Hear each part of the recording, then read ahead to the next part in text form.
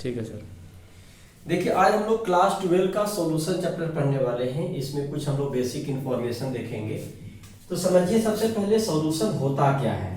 आप इसका एक्सपेरिमेंट आप घर में भी कर सकते हैं। जैसे आप क्या लीजिए, कुछ अमाउंट ऑफ वाटर लीजिए किसी एक कंटेनर में, है ना, जिसका वाटर का फार्मूला क्या होता है, H2O होता है। और इसमें आप क्या कीजिए, NaCl को मिक्स कर दीजिए।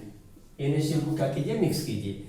जब देखते होंगे कि जब वाटर में NaCl को मिक्स किया जाता है तो आप उसको देखकर नहीं बता सकते हैं कि इसमें किस चीज का मिक्सचर किया गया है। साल्ट का किया गया है, शुगर का किया गया है, किसी और कंपोनेंट्स का किया गया है। इसका मतलब है कुछ इस तरीके से मिक्सचर हो जाता है कि इनफॉर्मली मिक्सचर हो जाता है, जिसको आप देख कर नहीं बता सकते हैं और इसको फिजिकल सेपरेशन से आप अलग नहीं कर सकते। तो इट इज होमोजीनियस मिक्सचर बोल सकते हैं।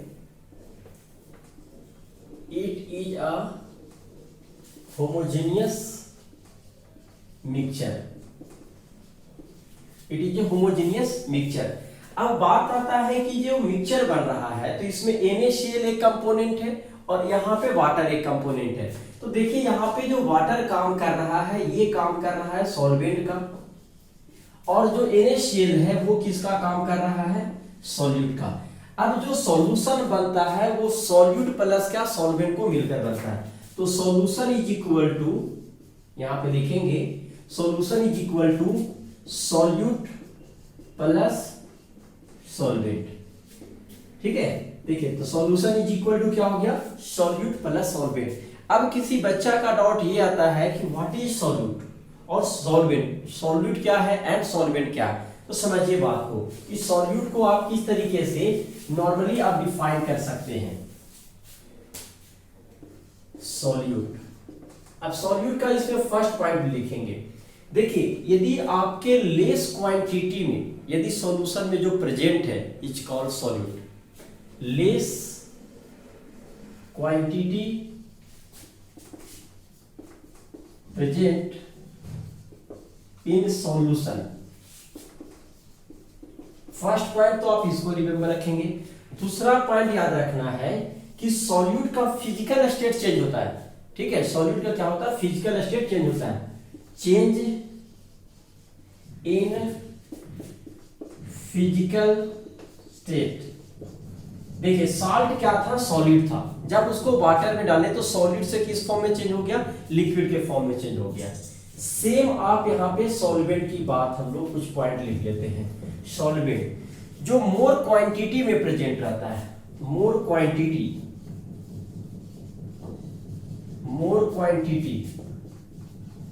Present in solution.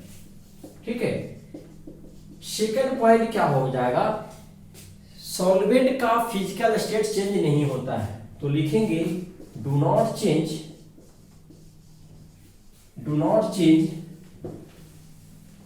Physical properties, do not change physical properties.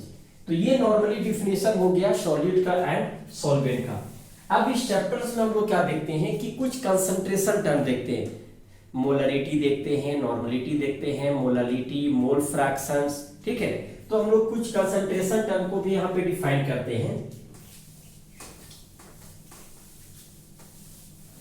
First of all molarity, पहला जो टर्म हम लोग डिफाइन करेंगे मोलरिटी। अब देखिए मोलरिटी क्या होता है, number of mole of solute. लिखेंगे number of mole of solute, number of mole of solute can dissolve in 1 litre solution, 1 liter solution is called molarity, आप बोल सकते हैं it is denoted by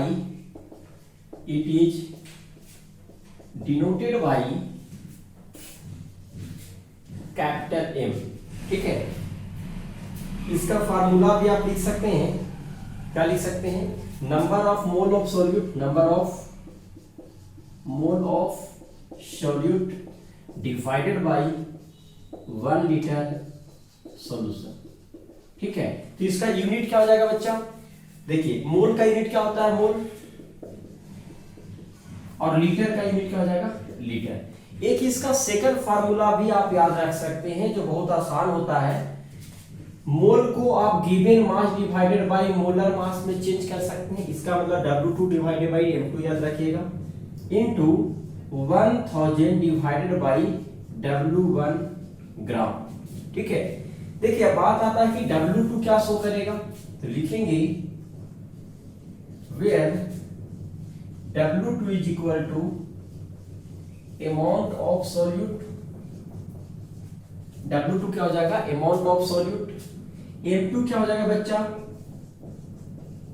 molar mass of solute. और W1 क्या होगा, देखिए W1 amount of solution, amount of solution. ठीक है। तो देख लीजिए मोलरिटी क्या हो गया कि जो भी आप numbers of mole of solute है उसको यदि आप 1 लीटर में डिसॉल्व करते हैं, दिस इज कॉल्ड मोलरिटी।